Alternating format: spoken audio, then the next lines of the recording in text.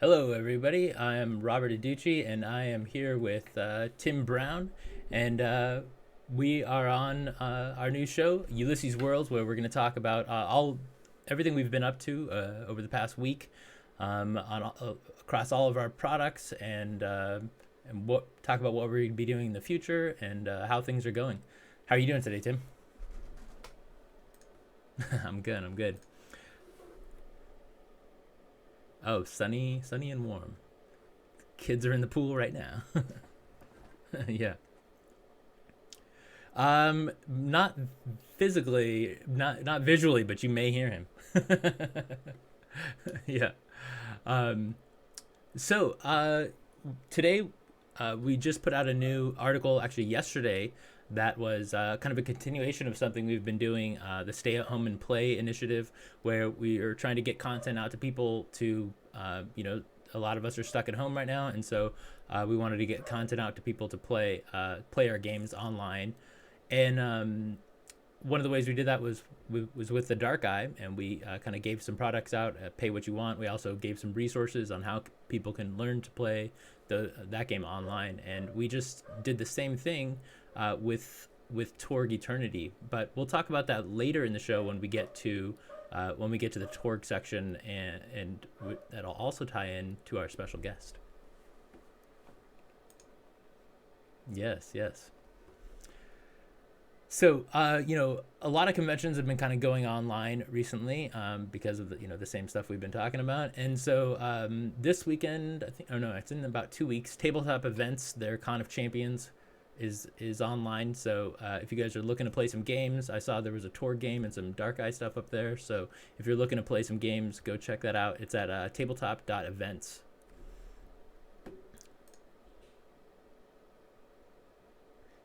Yeah, I think that's in 2 weekends. But yeah, yeah, yep. Um, uh, yeah, and Origins we know has been kind of delayed until later this year, but they're still kind of sticking with that with the date, their original date for their online convention. And so, if you're interested in running any games for that, please, you can just sign up with their event submissions. If you need some help with that, you can send an email to me at contact@ulysses-spila.com. Mm-hmm.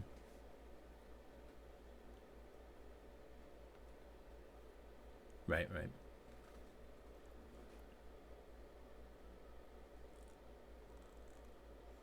Yep. Yeah, after the broadcast, I'll put a new article up, and that will include the link for the YouTube show, and then for all these show notes.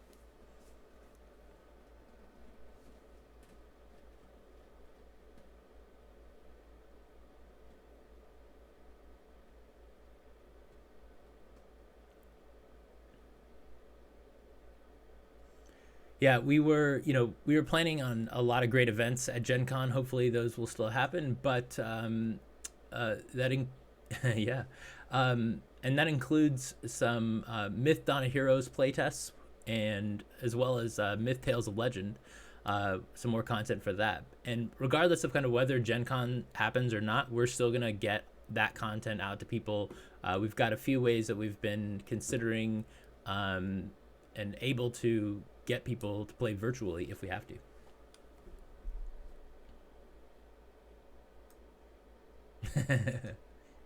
Just because, yeah.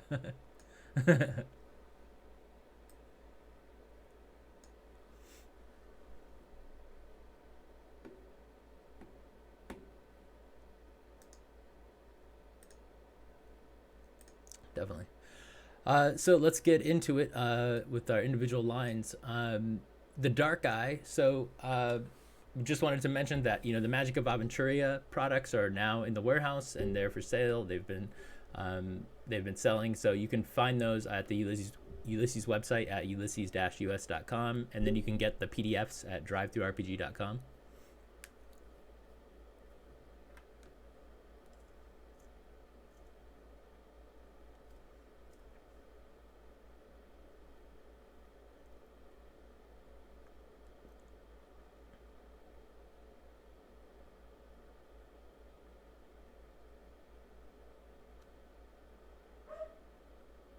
Yeah, and Tayo was in our Discord, and the people were asking about the Dark Guy and when the Gods of Aventuria were gonna come out, and his comment was, and I quote, "Work is progressing very well at the moment.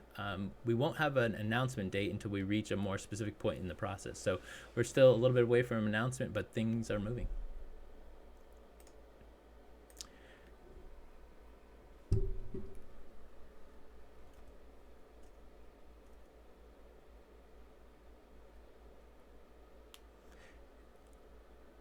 Yeah, the stay at home and play article is still there, and aside uh, from the PDFs that we were offering, everything else is still still there to play.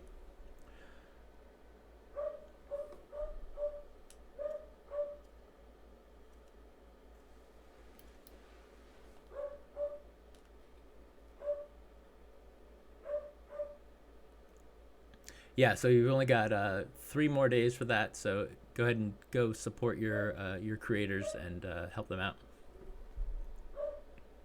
Yeah.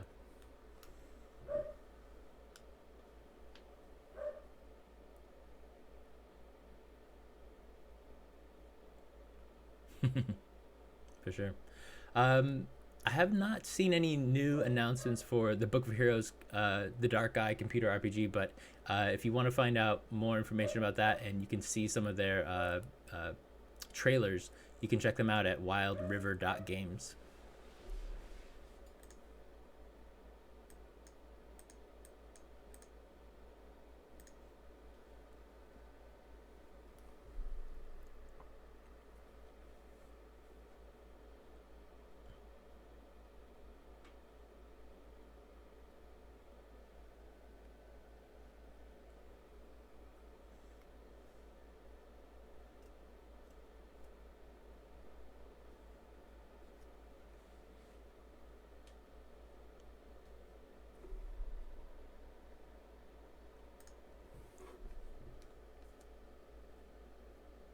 Yeah.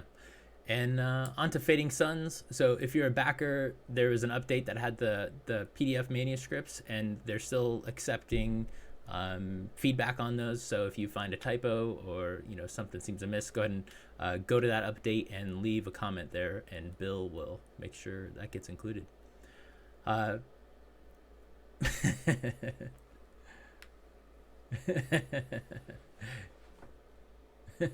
right. And I just want to remind everybody that Admiral Nelson, he put out a character sheet for Roll20. You can find that on the Roll20 wiki. And someone's telling us that Bill isn't. Sorry, Tim was not in the audio. There we go. Oh, you didn't have me in the you're audio. actually That's there. Yeah, I was hogging your sound. oh, I was hogging all the sound for myself. start again.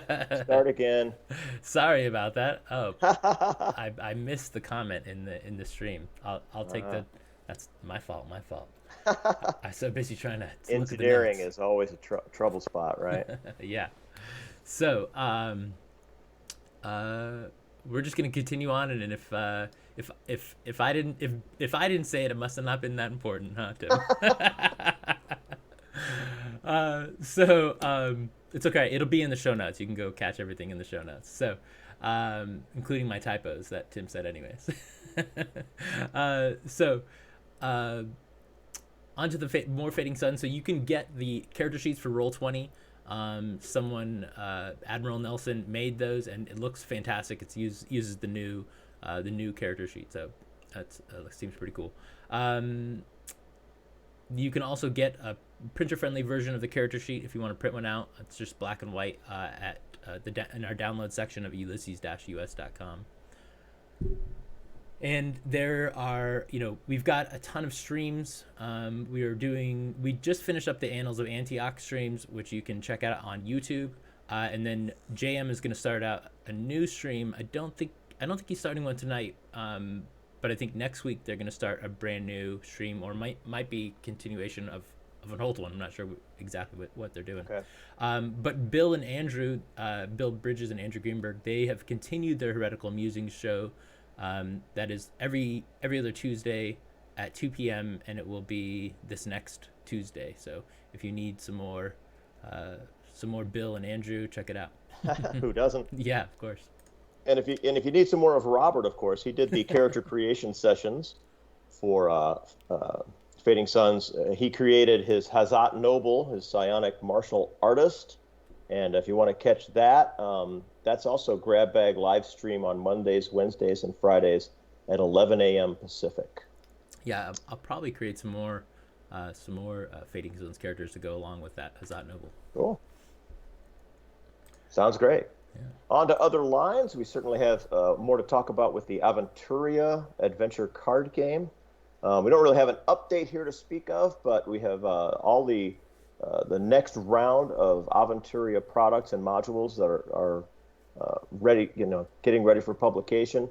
The core set and all of the expansions are already available, and then we've got a whole series of new expansions that are coming up soon. Yeah, one of the things that we have out there, again, to help people play at home is a tabletop simulator mod, which you can find on Steam. It's free to download the mod, and it is the core set. So check that out. It looks real nice. Got some nice music in there as well, some themed music. We should build that into the streams. And right now for Aventuria, we do have the Eric Simons playing solo adventures, and we're uploading those on Saturdays. Mm-hmm. Let's see. This week he tackles Tears of Fire, and on Saturday, that's going to be this Saturday at 11 a.m. Pacific time. So what's this? We say redo because things did not go well at Eric's last time, as he's having another go at it. Yeah, is that right? He's playing Tears of Fire again. See more if he can make Tears of Fire. I love it. That's hilarious. Yeah. So all right, we talked a little bit earlier about Dawn of Heroes too, and Eric Simon is the line developer and is working on a series of web articles and short videos with some more details about the upcoming Myth Dawn of Heroes board game. The first series is next week and is spotlighting the Acolyte. Yeah, so I'm working with Eric, and we're gonna kind of do some short videos for them and these articles that he's writing, so those will come out at the same time. So if you like video and audio content, you can get it one way, or if you just want to read about it, you can get it on our website. And along, we've been talking about Tabletop Simulator. It's an awesome app, and one of our fans has made a mod for Classic Myth, so you can go find that. It's called World of Myth if you search for that in the Steam community. Awesome. And then if you just need some more content and haven't seen it yet, we have a terrific Myth Q&A that's up on YouTube as well, and we will post the URL for that as well. Also with Myth, we're going to launch Myth Tales of Legend, which is going to be the role-playing game that goes along with that universe, designed by last week's guest, Ross Watson. Mm-hmm. He's the lead designer on Torg Eternity, Living Land, and is continuing with Myth Tales of Legend for us. He's got the Four Horsemen stream every Tuesday at 5:30 Pacific. Is that right? Yeah. So that is the Torg stream that they're doing, but Ross is included in that. So we were talking about Myth Tales of Legend last week, but he's included in that. And Ross and JM are doing the campfire chat every Thursday. Right. Where that's at 11 a.m. Pacific, where they kind of talk about all aspects of the game. They alternate 1 week on, 1 week on, 1 week off for rules and mechanics. The one that just came out today was all about the campfire mechanic, which is a cool mechanic, and it's kind of like a major part of the game. That kind of it's very different from most aspects. From many RPGs. So go check that out and kind of hear what makes it interesting. Awesome. Every Thursday at 11 a.m. Pacific. Yeah. Let's move on to Torg Eternity. As I was, we've kind of mentioned, we're doing the Stay at Home and Play, this kind of new campaign to kind of help you pass the time and learn a new game while you're at home. You can see all of this I'm about to talk about at ulysses-us.com. But basically, it features the thing that we're just releasing is a Torg quick start called Up the Creek. The quick start's like a 1 hour demo. It kind of includes pre-generated characters, a map, and some monster blips. Part of the initiative is kind of, to get people to play Torg and to offer PDFs of the drama deck as pay what you want on Drive-Thru RPG. So that's normally, I think, $10, but right now it's pay what you want. So you can still do, so you can still play online. Terrific. And we're also offered, I made a little token using Token Tool. So I made a little possibility token so people can download that, and you can use that in your virtual games if you're doing that. All you need is some dice. All right. So even if you have dice, even if you don't have dice to play, the article will give some resources to play online using Roll20 and Fantasy Grounds. So for Roll20, what can people expect to find? So for Roll20, we highlight a community character sheet that GM Matt and what's the other guy's name? Can't think of his name now. But basically, two guys have really done a lot of work on it, and it looks real nice. And at Fantasy Grounds, we link to the fan-made extension to play Torg Eternity, right? Yeah, I haven't had a chance to check that out yet, but it's definitely on my list to do, to kind of see how people are playing Torg on Fantasy Grounds. Perhaps today we can ask our special guest. Perhaps he's looked at that. Maybe. So in addition to the Up the Creek Quick Start and the drama deck, we highlight a bunch of pay what you want content, including several adventures from prior Gen Cons, along with the original Quick Start, as well as content from the Infiniverse Exchange, which is our community content program for Torg Eternity that allows fans to make their own content and sell it. A lot of fans are kind of putting up their content as pay what you want, and so there's a bunch of adventures, there's cards, and all kinds of content up there. Great. So back in the virtually real world, is that a thing? It is now. For people who back to cyber papacy, I know people are asking, and we have a bit of an announcement today, that the cyber papacy's PDFs should be out to backers next week. They're working hard to put the finishing touches on those with our layout people, and that's when they should go out to all of the fans. Okay? So we've been dealing with some delays that have to do with all the, just the troubles of doing business these days, but we think we've got everything together so that next week you'll see those cyber papacy PDFs. Yeah. Speaking of, PDFs and some Torg products, all the Isle products are available on our website, and then you can get all the PDFs on Drive-Thru RPG. And after we get these things sorted out, then we'll be on to our next big project, which is Tharkold. So if you want to see what's going on in Mother Russia and see some demons and all kinds of cool stuff like that, you'll definitely want to check out Tharkold. Of course, the design on that is well underway, because that was all started quite some time ago, but we have to be careful how we pace these things out to the public, and therefore we don't have quite the time in mind that we'll be able to release that one now. But it'll come along, and that'll be the next one in the line. After that, later this year, we'll head over to Aurorsh, for those of you who'd like something a little scarier in your game. Yeah. So for streams, we kind of mentioned it before, JM is doing the Four Horsemen stream. It's every Tuesday at 5:30 Pacific on Twitch, followed up by being uploaded to YouTube. Right now you can get session 0 and episode 1 and 2.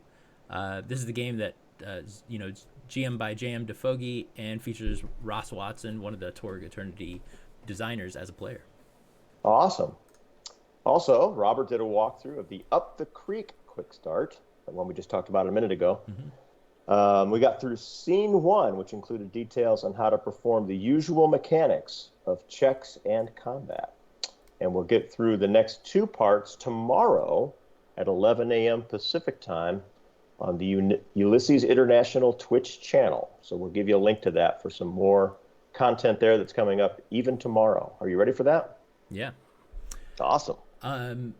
So as I was walking through the Up the Creek Quick Start, I read the bylines, and Darrell Hayhurst created it. So it is our pleasure today to announce that Darrell Hayhurst is our special guest. Yay, Darrell! Yeah, welcome Darrell. Hey, everybody. I'd ask what's Ta-da! going on, but we just talked about all Yeah. that. Tell us everything we said that was wrong. I've got a few notes here, but things, as we go.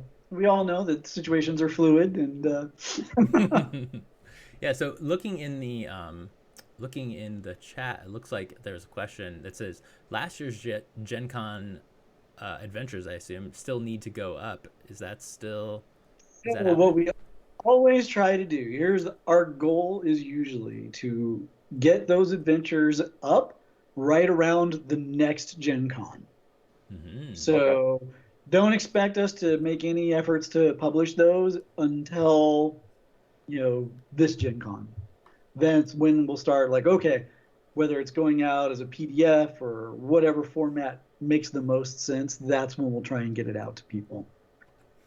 Yeah, and then Jihi Right. asks, I'm glad you guys are interested because those of you that have been following along the comments around those know that they were pretty world shaking. We had yeah, some pretty big events that happened in those. I'm sure people are curious about. yeah, and Jihi also asks, wonder what will replace the top tier for the Kickstarter without Gen Con since it won't happen. So we've definitely been talking about that, on the back end, kind of trying to figure out the if Gen Con doesn't happen, what we're gonna do, how we're gonna make it up to you guys to still get you guys both the games and just to get you guys that great experience that you pledged for. Right. Well, and yeah, there's other stuff in the pipeline. Like we might have moved away from Gen Con anyway. Not that I don't think we can talk about yet at all, Tim, but We can talk about anything we want to talk about. like there might be a Ulysses specific convention that we would start diverting some of that traffic to. Right. And All again, of that is so much up in the air. Obviously, none of us, of course, were planning on anything so traumatic to happen that even something as stalwart as Gen Con might be postponed, delayed, or canceled. But we'll just have to deal with that as the time comes, and we want to figure out something completely equivalent in fun and excitement that we could do to replace those people who are expecting special reward levels at Gen Con. But we don't have it all planned out just yet. We'll figure something out, and as that comes to pass, we'll let you know.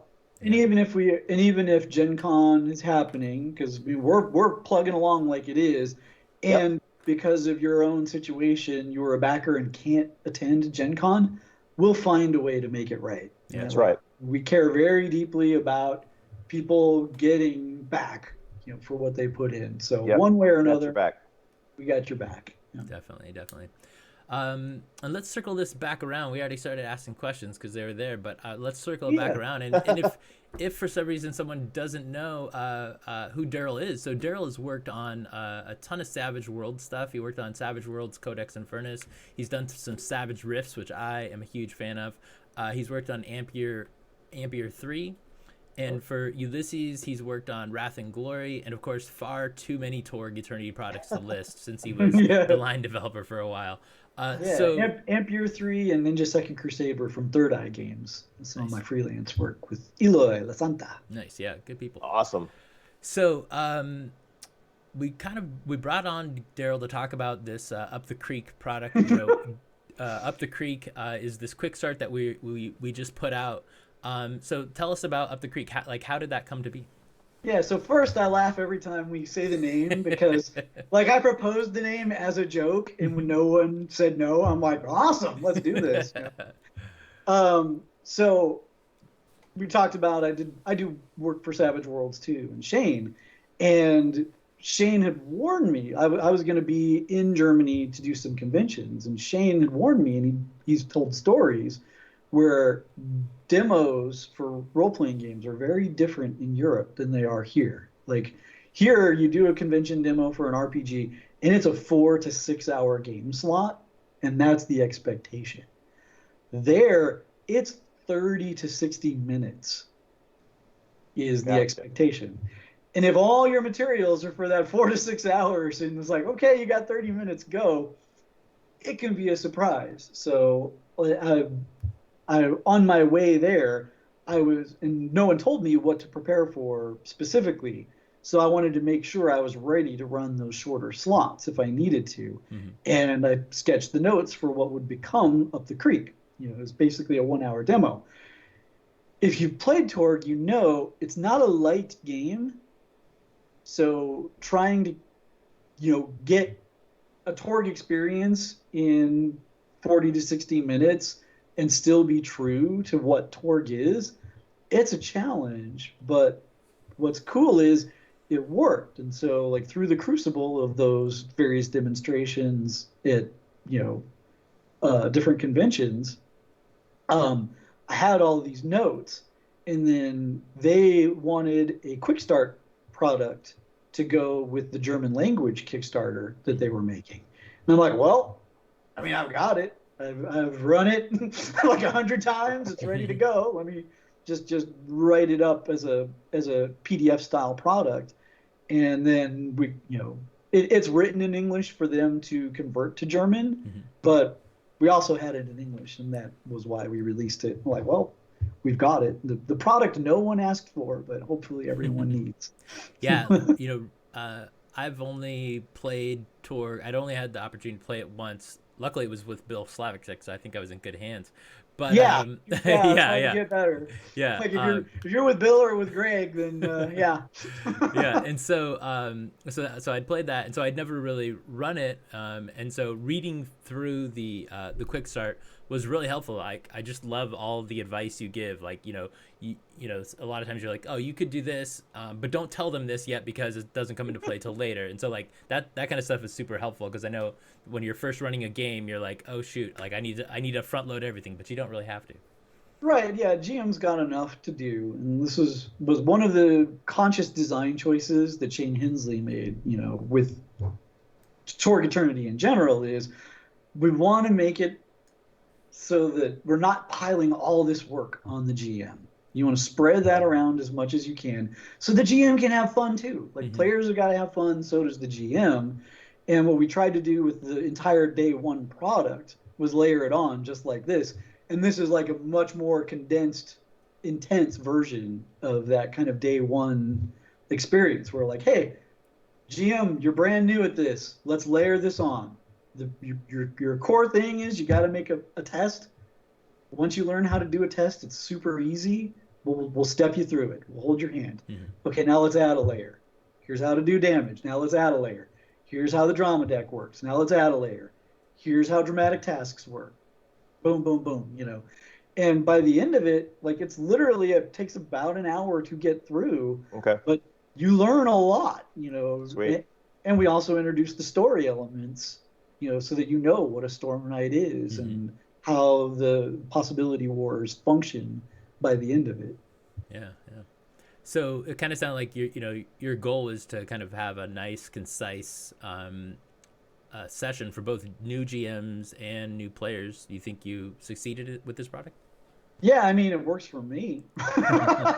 Like, the proof is, does it work for anyone else? And I guess you're going to find that out on your own. But yeah, we put a lot of effort into guiding people through it. And that keeps it on the simplistic side, which some people may be like, wow, this is really simplistic. But I mean, that's the point. Like, we want to be very inviting to get new people playing. Sure. Definitely. So you said you've run it a bunch of times. Yeah. Tell us a time that you ran it where the players did something that, like, no other group has done. So the whole plot is you're on this sort of converted, small ship, and you got to go up a river to an objective, and stuff happens along the way. And the map that I used for the ship is actually the same map that we used for the ferry in day one, and it's got a mini bar on it. And of course, like, one group is like, is that mini bar really there? And I'm like, of course, it's converted ferry. Like, it's right there. Like, this is a tourist boat. They're ready with bottled water. It's like, is there alcohol? And I'm like, absolutely. So, like, throughout the adventure, like, this guy's just glued to the mini bar. And by the end, he's making Molotov cocktails, which we've got rules for. Like, it's right there. It's in the book. It's easy. But he's like, oh, nope, I'm not leaving this bar. That's fantastic. That is awesome. So what, let's see, somebody asked a question in chat. Can we get a sequel without a paddle? Someone says. Jihi says. Yeah. Right? Nice. Well, Yeah. it's called day one. Yeah. Yeah. Right. So, with regards to Torg, what are you working on right now? Right now, I am writing some of the source book for Aurora. So Nice. I did a whole bunch for Tharcold, and as Tim mentioned, we've got a lot of that in the can. You know, we're doing final layout, we're doing prep work for it, and the big hold on Tharcold is the reason that we're not running that crowdfunding right now is all of the uncertainty around cyber papacy. Because we've still got items that are caught in shipping and all the things going on in the world. That's like every time we go to ship, something new and interesting occurs. So, and what we were going to try to do was not wait, but it didn't feel right on this one. Like we wanted to wait and resolve cyber papacy before we start Darkhold. We should don't want to get to the point where we're stacking up things that we haven't completely fulfilled. So we're just not going to play that game. Don't want to do it. I agree completely. I think that's better for the backers. I think that's better for the players. Downside is you got to wait a little while longer. The upside is that's extra time for us to polish. It's going to be that much farther advanced than it normally would be when we do go to crowdfund it. But meanwhile, I'm working on Aurora. Normally Pan Pacifica would be up next. The reason we're devoting some extra attention to Aurora is this was the only one that would land on near a Halloween slot. And we're like, all right, if this is going to be our only chance to get it going on Halloween, we should at least try. Let's prep. We'll see if that works or if that doesn't. But yeah, so I'm building ghosts and vampires and werewolves for Storm Knights and all sorts. Can you think of anything within the new version of Aurora that you're slightly tweaking from the classic Aurora? Oh my God. I mean, a lot of the stuff you've already seen that we tweaked, with the entrance of the Victorians. And we've got some big spoilers that are going to happen during the year. Okay. We're going to talk a lot about nightmare trees. And maybe, like I know a lot of people are like sick of nightmare trees, maybe we're going to be reaching the plot where you get to destroy nightmare trees. Awesome. Get them out of your cosm. Get them out of your cosm. But yeah, and then the other one we need to lean in on is we've vaguely referenced, there in original Aurora, there were different kind of classes of villains. And you got your regular bad guys, and then a step up from that were your nightmares. And nightmares, there was all sorts of extra baggage with, because you couldn't just kill them. Like you had to figure out what made them work before any kind of true death could be found for them. And so we got to really kind of dig in and get people the information on how to do that, because we've already thrown some nightmares at people but haven't told you how to actually destroy them, which means you can't get rid of them yet. So hopefully people are pretty curious to finally maybe get some traction against these villains. Right. Nice. Love it. So in the chat against G, he says, really waiting on the first novel with Tharcold. Any chance of comics in the future? Ooh, I have no information about comics. I would never say never. It's not something we're actively pursuing right now that I know of. But there were comics, and they were cool. Yeah, G said that they had the original comics when they came out, but finally got a copy of the graphic novel and been searching for it since it came out. Found a copy last month, so that's awesome. Yeah, I would say that's one I don't even think we've got. Like if we did, we'd have thrown it in the PDF bundle, and we've had people ask about it. So Nice. We're always looking. Yeah, that'd be nice to get a copy of that. Right? Because it had stuff on Technodemons that didn't show up anywhere else. Oh, cool. It did, so probably we changed some stuff because I never got my hands on those comics. Yeah, right? You're just like, oh, we're what we have. So... Oh, it is now! Yeah, G says the graphic novel has a story so far and the stats for major characters in the comics. Yeah, I love it. See, that's such a cool idea. I love when they do that. That's why we tried so hard to do that for our short fiction. was to add the stats to stuff Yeah, because that's cool. like it's really fun on a fiction level, but then as a gamer, it takes it to that next level. Like, Hmm. oh, this is very practical. I don't have to do this work of converting this stuff, you Yeah, know. yeah. Nice. So that's what you've been working on with Torg. What else? Nowadays you kind of step back from Torg, even though it doesn't sound like it. It sounds like you're still doing a lot of Yeah. work for it. Well, no, yeah. So I'm still working with and on Torg, but Torg is being led by Greg Gordon, who's Hmm. like the best guy in the world to lead it. Like, couldn't ask for better. But yeah, I got lured away by the hint of Space 1889, which Nice. So what which what is Space 1889 about? so the through line of Space 1889 is, everything that Jules Verne could have written, everything that H.G. Wells would have written, everything that Arthur Conan Doyle might have but never published because it was too crazy. That's Space 1889, There where you Nice. go. you got. I always loved that tagline, but yeah, it's Yeah. that end of the Victorian era, and the space in Space 1889 is they have, everything that we know about physics is wrong, and everything that they thought about physics is right. Nice. So they've got spaceships that work, and they got to Mars, and what they find on Mars is what Sir Percival Lowell, filled his sketchbook with when he looked through his telescope, and refraction created what looked like canals, and he envisioned this civilization that might build these canals. All that is real. So, the gag is like everything that they thought might be true, in terms of science, in the 1880s actually is true, and then we just take that and run with it, say like, okay, well, if that's how it works, then we're gonna have some fun. That sounds amazing. So, what are sort of the major tropes of the game? Yeah. So, and there are a lot of when you say Space 1889, there's been a lot, right? Like it came out in 1990, and there's been a lot of variations on it. The tropes that we're most interested in were the exploration, like get out there and find the source of the Nile, see what's on Mars, see what's on Venus, like get out there and discover it. And then one of the other ones is, it's kind of one of its other bylines was it was the civilized role playing game, So we're gonna do this, but we're not gonna miss tea time while we're doing it. Nice. Um, Tim, I heard, knows a little bit about Space 1889. What was your involvement in the prior incarnations, Tim? Yeah, so if you don't know, my origins in the gaming industry is I started out with Game Designers Workshop way, way back when.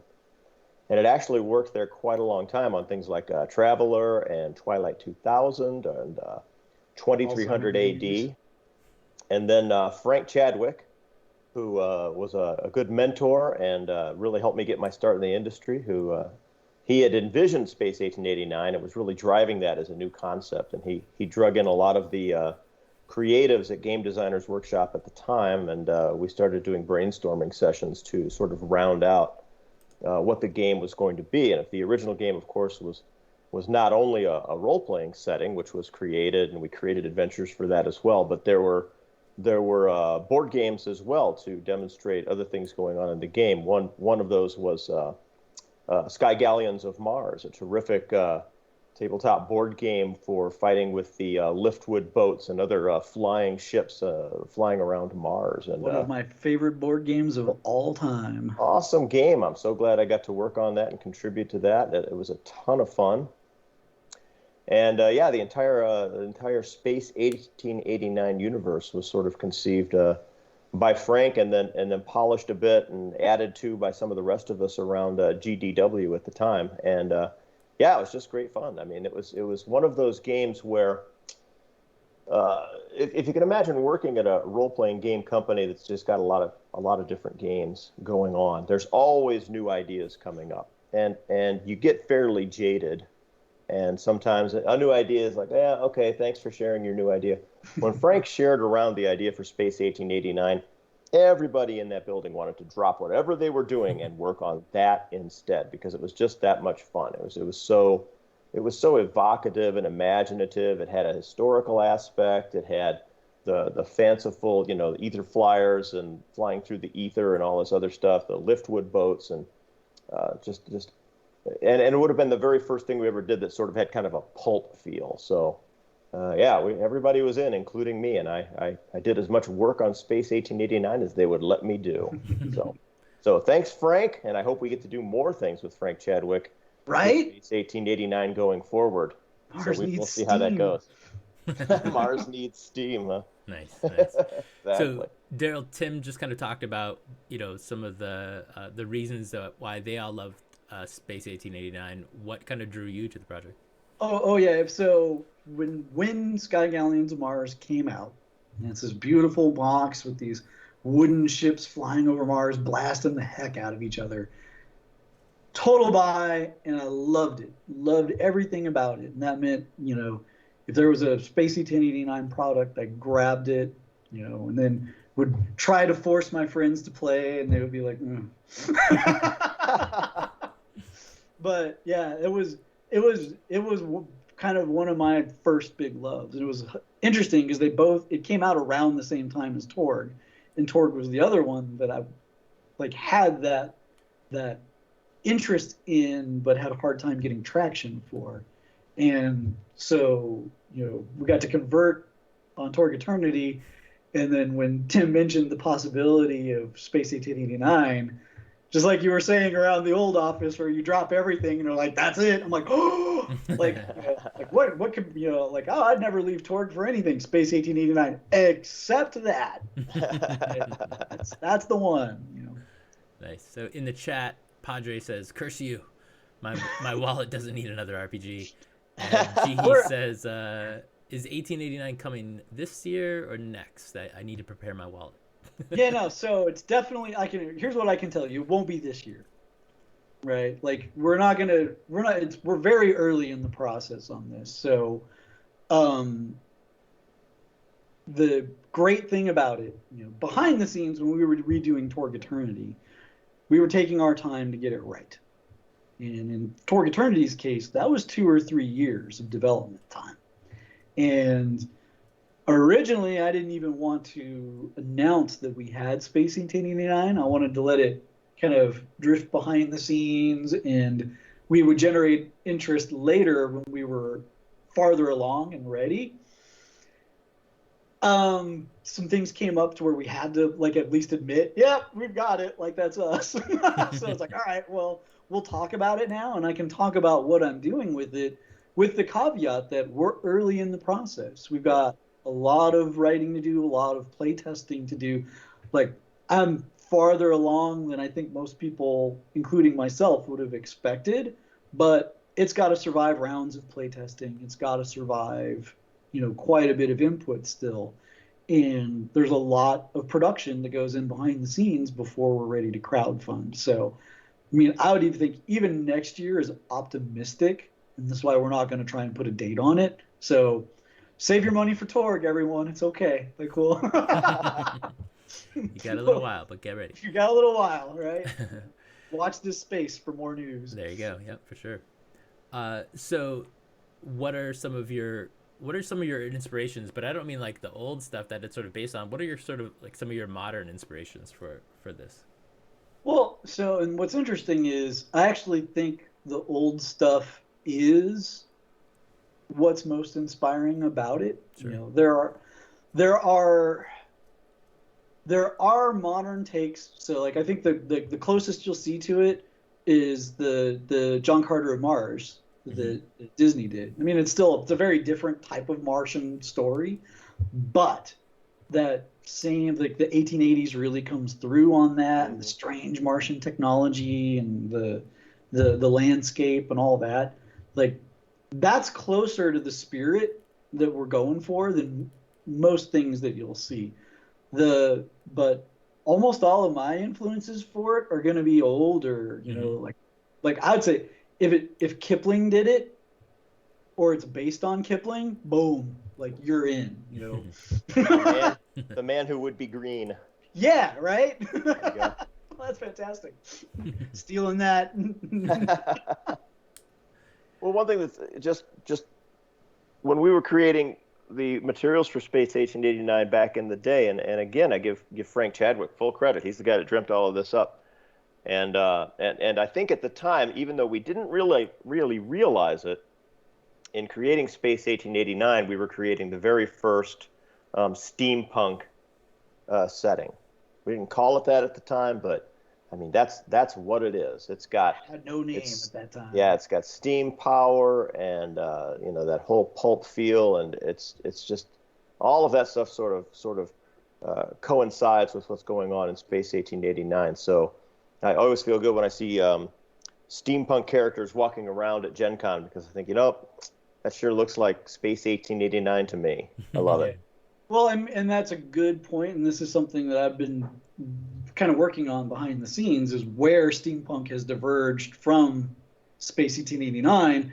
We are definitely nudging more towards what steampunk looks like now, because we want to invite everyone back in. Sure, absolutely. Like we want there to be room for your characters in Space 1889. Because, well, I know you've talked too, Darrell, and I don't want to put words in your mouth, but we're talking about doing different things to make sure that the individual customization of your character is a lot more fun and detailed, and gives you lots of special abilities and things to do that didn't really exist in the old version of the game. Yeah. So. Yep, absolutely. Because you see it as what people are dressing up as. Sure. Like you see it in their costume. It's like, if the game doesn't quantify what they're doing and give you something for it, then it doesn't exist. So we got to make sure that that's all in there. And, Nice. Talking about those character options, we're also going to include some options that have not really appeared in Space 1889 before. So technically you could play a High Martian in Red Sands, but we're going to make them more available. Great. Awesome. You might even be able to play a Selenite or a Drobate. There you go. We all want to be Tarkus at some point, don't we? Right? So, you're just going over a couple of character options. What's kind of the most kind of common impetus for player characters? Like, what are they doing in the game? So, we really wanted to push exploration and discovery, right? Because we don't necessarily want to make a game about defending the British Empire. You might, but we don't want to make that. Or the German Empire, or the French Empire. Right, yeah. We don't want to kind of make that the core of it. We want to keep it, I think our story engine, and like I said, this is all in flux or whatever, but I think the story engine is going to be based around the Explorers Society, which is kind of like a National Geographic. You got people from all worlds and all nations that are part of this, and they are about discovery. And as you go out and discover, you can find all sorts of danger, and trouble and everything else. Some of it, within the Empire, or, it is the Empire that's the danger. Or there could be other forces that have been hinted at in other sources that we're going to embrace fully and be like, yeah, no, it's on. This is what this story is about. But we definitely want, and the other reason to go for discovery and exploration is there are some of us that have been following this for 30 years, and we know all these, little bits and pieces about Katakum and Parhun and New Syrtis, but for everyone else, that's a foreign language, and we don't want them to bounce off it, right? We want, explore it. You don't have to know this stuff. You're finding it for the first time. You're the new boots on this ground. Here's what you find when you go there. You don't have to know that beforehand. Nice. And then, so on the opposite side, as a GM, what kind of stories are you kind of putting in there for GMs to latch onto? Yeah, so we're taking a very similar tack to what we've done with Torg Eternity, where Shane and I joke all the time that we're lazy GMs, so we write for lazy GMs. Right? I want to give you lots of rope to hang yourselves and your players and all that, but I don't want to force all that work on you.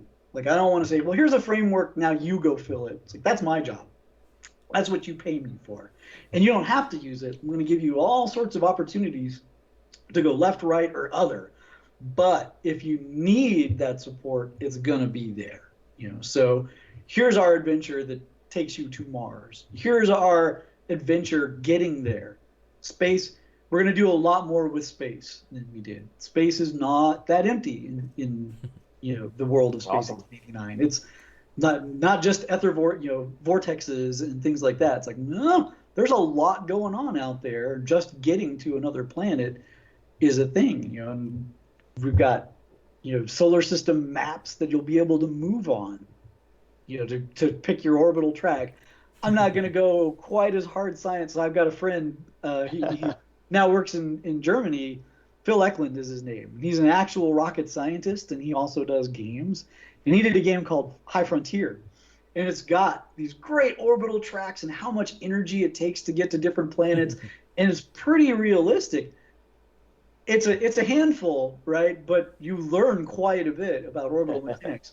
Nice. We're not going to go that far. Like, it's still going to be pretty easy to use, like hex map and all that. But it'll do things like the planets move on it. So when Awesome. you launch from Earth, it matters what time of the year that you're going on, like how long your trip is going to be to catch up to Mars, or what angle you're coming. And the cool thing is, because you're all using these reflective boilers, you can spot guys that are farther away from the sun, but you can't see them if they're closer. Nice. That's And cool. so like that adds all these interesting tactical elements for getting Sure. from planet to planet that we can really dig into, put the space in Space 1889. Sweet. And you might not know it, but a cannon works just fine in outer space. Shells have their own oxygen in them. All you need is grease to keep the mechanisms working, and downside is you probably got void on both sides of the chamber, so your gunner's probably in a spacesuit. But other than that, 4-pounder will work just fine. Nice. Let's see. G asks, chances of anything, or says the chances of anything coming from Mars are 1 in a million. He said the chances of anything coming from Mars are 1,000,000 to 1, but still they came. Yeah. Yeah. Well, right? I mean, so Exactly. and it's a strange world in Space 1889. There are a lot of forces at play that shift those odds. Stay Nice. tuned. Yeah. So you kind of mentioned a little bit about the game system. So like what's the basis of the game system? So, and this is more in flux than most things, but what I'm trying to lean into is I want to take the really memorable and really groundbreaking aspects that were in the original GDW one, because there's some really freaking cool stuff in that original game, like the skill cascades and the way a lot of the exploration and things layered into it. Really cool, and I want to keep that, right? But like with Torg Eternity, game technology's improved in the last 30 years. So we want to streamline it, make it lighter, make it easier for the GM, make it quicker for players to grasp, and make sure that it's fun at the table. And then one of my other sort of side goals on this was the original, because it came out on a lot of different like board game, RPG, Sky Galleons, there were also miniature combat rules, because like that's part of the game, right? Like when you're reading the fiction of the time, sometimes there's a military in it with you, like, and there's going to be a skirmish, and we want to be able to handle that, and possibly even as a standalone game, and we want those mechanics to play well together. So if you're like, cool, we're doing Etherflyer combat, the same mechanical grammar is going to work for that as for a skirmish, as for a party, where it's like who's drinking tea the best or whatever. Like, you won't have to like shift to another system to do that. Nice. Or at least ease those transitions as much as Right. possible. Mm-hmm. That's what our design goal is. That's what we're aiming for. And it hasn't survived playtesting yet, but the start's looking very promising. Nice. And what are you working on like right now with it? Like, Yeah. what have you been doing? So I've been doing some art orders for it, like to get the look for it. So that was one of the, we talk about steampunk and the aesthetics of the original Space 1889, and it's got to look like no other, but it's also a look that we can polish. So we're making sure that it's going to be as good as it can be. Some of the monsters look more dynamic. Like when you're on Mars, it's got to feel like Mars, and it's not just Mars. Like, we're going to get to enhance some of the other areas, as we go. I'm working on those mechanics that I was talking about, like on the character builds, making sure that your items, it's not just your look, that they do something. And those different options, like, oh, hi Martian, how does that work? What are the distinctions between characters? That's what I call, because you can use a little more purple prose in a Victorian sounding game. So instead of perks or edges, we've got distinctions that you get to take on. That it's like, what are your distinctions? For your character that's gonna make a Fusilier different from a warlord, different from a dilettante, from a detective. Like, what's gonna make them really fun to play at the table. Nice. Well, I think we're about out of time here. So thank you, Darrell, for joining us. It was really interesting to learn all that great info about 1889 and about Up the Creek. So where can people find you online?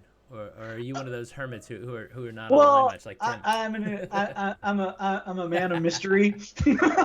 So mostly where you're gonna find me is on Facebook. Mm-hmm.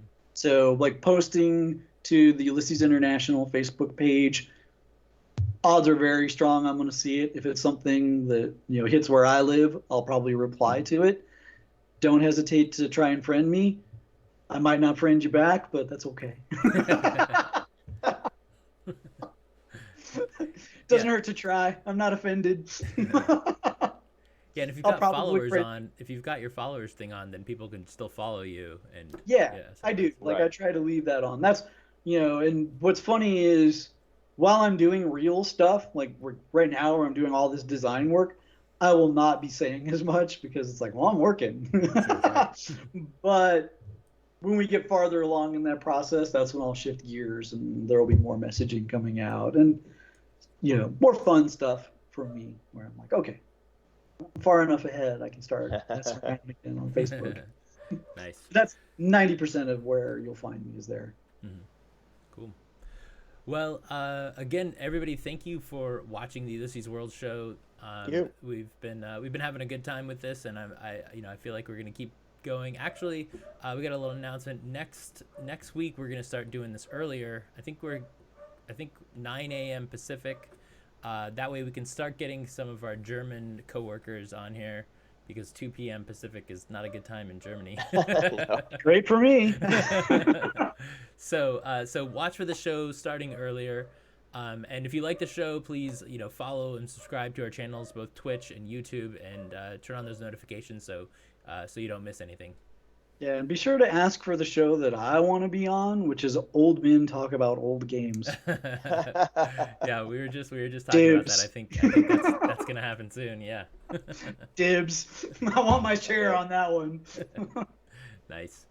All right. Well, for Ulysses Spiel, I'm Robert Adichie, and this is Tim Brown. How you doing? Thanks for watching us today, and we'll be back next week a little earlier than usual. Sounds good. Thanks for watching. Everybody come back again next week at about 9 a.m. Pacific, and we will talk about more Ulysses news.